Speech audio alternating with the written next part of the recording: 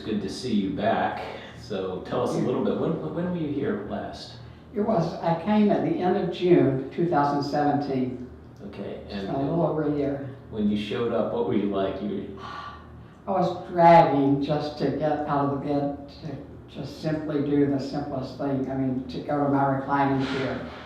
I would try to get ready to go somewhere, and then I would drag back to the bed because I couldn't go.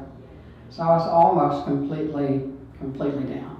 And your husband, his line of work is? He's a pastor. He's a pastor, and you couldn't even go to church? Could not even. I had to quit one thing after the other until the last thing was I couldn't even attend church hardly at all.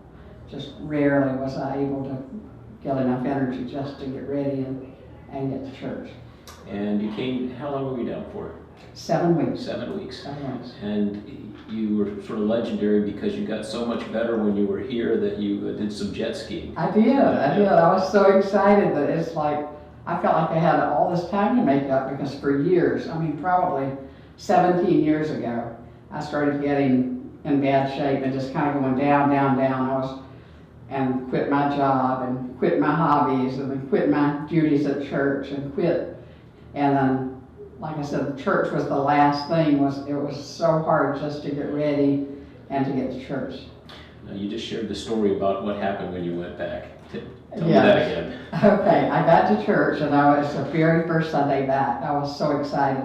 My husband asked if I would get up and share with the people and thank them because they had been the ones praying for me all of this time that I would find the right help, get to the right place. So I get up and I shared with them how excited I was and how that I got here half dead, and of course they knew that part.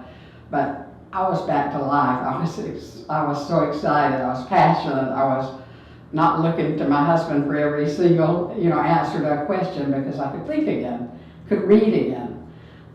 Everything that I had to let go of. And even when my children came here, they said they were amazed. They got here to visit 3 weeks in, and I was like, where do y'all want to go? And they were like, you can go somewhere.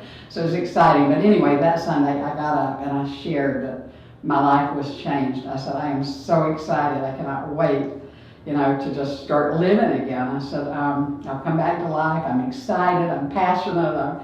Anyway, and my daughter-in-law was sitting next to my son, and she looked over and said, Andrew, who is that? And he said, I don't know. So that was just huge, that's how my family even saw it. Even my husband, the picture somebody took with me talking, and my husband was like, kind of almost with his mouth, he was just, he was shocked at the difference. So I know it was God that brought us here. Yeah. One of the IV techs, Miller, he said you're his favorite patient. He said because he was just starting here and you were one of the first patients and you didn't talk at all, and he put the IV, and then he was away for I think 2 or 3 weeks, and he came back and you were a completely different person. So he's the first one that you saw when you came back. He was just beaming. That's what he said. Yeah. He said he could not believe it. He said I had inspired him, but actually you all have inspired me.